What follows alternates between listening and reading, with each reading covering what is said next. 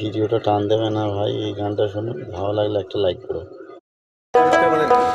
কে গো তুমি পাজাবাসী এই না নদীর ঘাটে,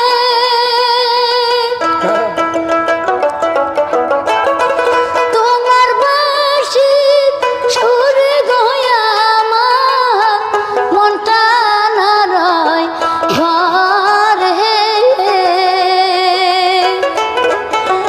কোন গ্রামে থাকো না গো, কোথায় তোমার বাড়ি? কোন গ্রামে থাকো না গো, কোথায় তোমার বাড়ি?